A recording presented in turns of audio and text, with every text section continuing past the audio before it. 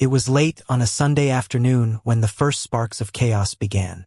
I was in the kitchen, stirring a pot of chili, when the video call I had running on the counter froze mid-sentence. The screen pixelated, sound stuttered, and then gone.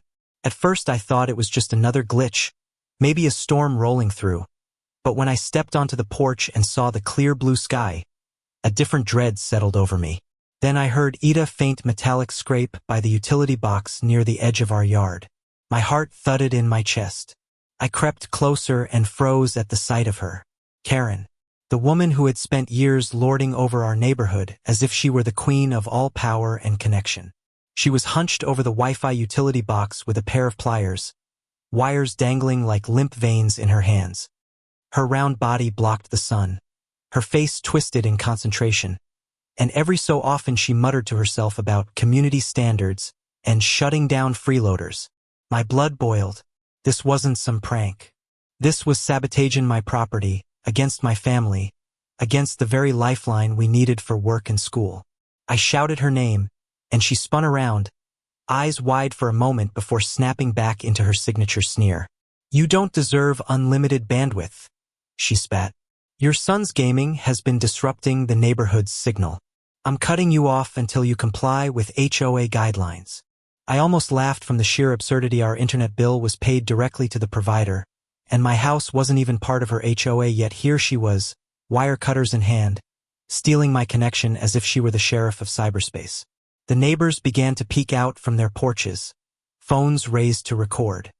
Karen puffed up bigger, waving her cutters in the air like a judge's gavel.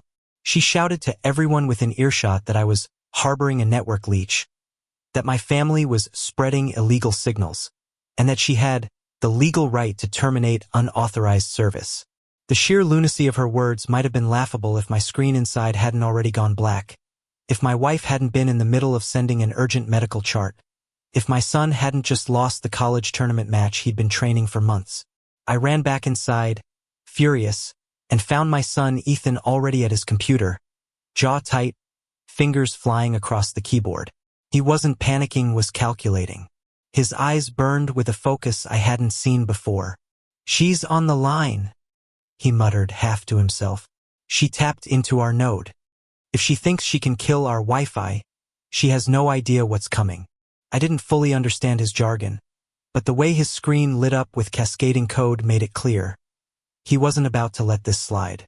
I asked him what he was doing, and he looked at me with a grin that was half fury, half genius. "Dad, I'm setting a trap. She's piggybacked onto our router to reroute the shutoff. If she pushes one more command, it won't kill our Wi-Fi, it'll flood her connection with every spam packet in the book. She wanted to be the judge? She's about to get sentenced by the very signal she tried to steal." My jaw dropped. This wasn't a fight with fists or fines. This was digital war, and my son was ready for battle. I stormed back outside with Ethan trailing behind me, his laptop open in his arms like a weapon of its own. The crowd was larger now, neighbors whispering, some laughing nervously, all recording. Karen saw us approach and raised her chin higher. "It's done," she barked. "Your service is terminated. Complain all you want, but the HOA has spoken." Ethan snorted, his fingers tapping one last command. "Actually, Karen," he said loud enough for the cameras to catch, "you just signed yourself into a one-way ticket of internet hell, and then it happened." Karen's smug grin faltered as her own phone, clutched in her hand, buzzed violently. Notifications exploded across her screen, hundreds per second, then thousands. Her tablet in her bag lit up, screen glitching, alarms blaring. She fumbled with them, swearing, pressing buttons that did nothing. Ethan smirked. "Every bit of garbage you tried to dump on us just boomeranged straight back to you. Congratulations, you've been dosed by your own arrogance." The crowd erupted in laughter, some gasping, others cheering outright. Karen shrieked that this was cyber terrorism, that she would report us to the FBI. But her words were drowned out by the chorus of mocking voices. For the first time, her power trip had backfired instantly, publicly, and irreversibly. The queen of control had been trapped in her own web. She tried to yank her phone apart, slamming it against her thigh, But nothing stopped the flood. Ethan leaned closer, his voice sharp as glass. Next time you think about cutting someone's Wi-Fi, remember Thizzieri not the only one who knows how to pull wires. The moment seared itself into memory, the woman who had once struck fear with her clipboards and finds now hopping in frustration under the sun, drowning in her own digital mess. And as Daniels, the local cop who lived 3 houses down, stepped into the crowd with a grim look, I knew this wasn't over. Karen was about to face consequences far worse than a fried phone. Karen's rage boiled over as she flailed at her buzzing phone, her voice cracking into a shriek. This is illegal. You can't do this to May. I'm the HOA president. The words were meant to sound commanding, but they came out more like a tantrum, desperate and hollow. The neighbors laughed openly now, some clapping, others shaking their heads. For years she had bullied them into silence with threats of fines and liens. Tonight she was the spectacle, exposed not as an authority but as a fool trapped in her own arrogance. Officer Daniels pushed through the crowd, his badge glinting in the porch light. He had been a quiet neighbor for years, careful not to get tangled in HOA politics. But the sight of Karen crouched by the utility box with cut wires dangling was too much even for his patience. Ma'am, he said firmly. Step away from the box and put the cutters down. Karen's head snapped toward him, her face pale, her hands trembling as if the realization was only now sinking in that this was no longer her stage, it was a crime scene. She tried to spin it. Officer, thank God you're here. These people are committing cybercrimes, hijacking the entire network. I was performing an emergency disconnect to protect community infrastructure. She shoved the cutters into her bag and waved her arms wildly. Daniel's expression didn't change. He pointed at the frayed wires and the duffel bag stuffed with cables. What I see is vandalism of private property and tampering with utility equipment. That's a felony in this county. The crowd erupted in a low whistle. Someone muttered, "She's done." Karen's bravado collapsed into sputtering excuses. She gestured at me, at Ethan with his laptop, accusing us of hacking her phone. Ethan simply tilted his screen so everyone could see the code still running, the proof that she had been piggybacked on our router in the first place. You linked yourself to us, he said, his voice steady but sharp. You thought you could reroute our signal and you got caught in your own trap. Nobody hacked you, you hacked yourself. The neighbors cheered, some laughing so hard they doubled over. Karen's face went crimson, and she bellowed that she would sue every one of us for defamation. But Daniels raised his hand, silencing her. Enough. You're coming with me. We'll let the evidence speak in court.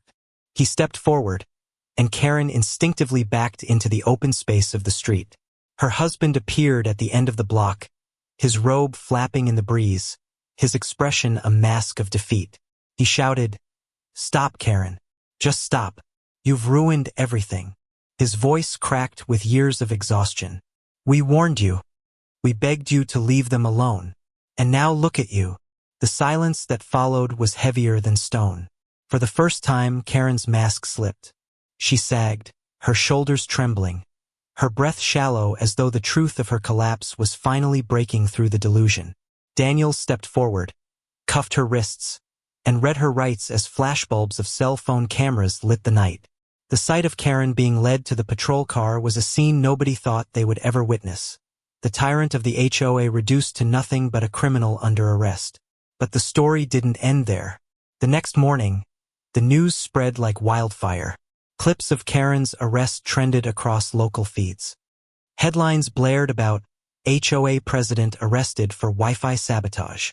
The footage of Ethan calmly explaining how her attack had backfired was replayed again and again, casting him as an unlikely hero who defended not only his family but the entire neighborhood's dignity.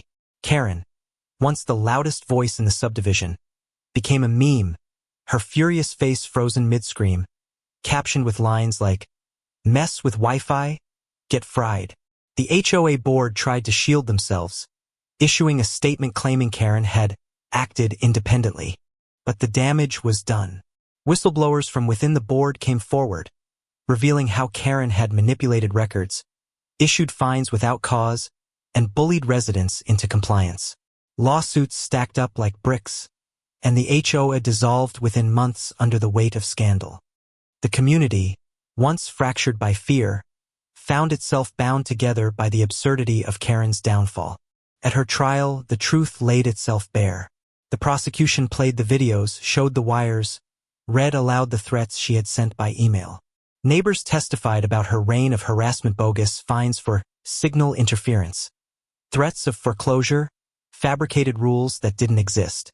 Karen sat small at the defense table, her arrogance drained away, her hands twisting nervously in her lap. The jury's verdict came swiftly: guilty of vandalism, trespassing, and reckless endangerment. She was sentenced to probation, fines she couldn't pay, and mandatory community service. The irony wasn't lost on anyone. Karen, once obsessed with controlling the community, was now reduced to cleaning its parks and repainting the benches she had once threatened neighbors for using improperly. People would drive by, see her in her neon vest picking up trash, and shake their heads in disbelief at how far she had fallen. Meanwhile, our family thrived.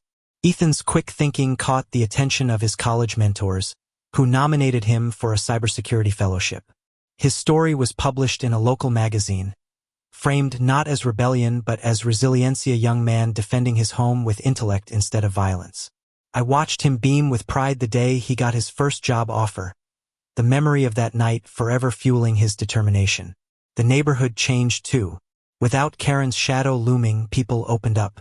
Neighbors who had once avoided each other for fear of being reported now shared cookouts, swapped stories, and helped each other with repairs.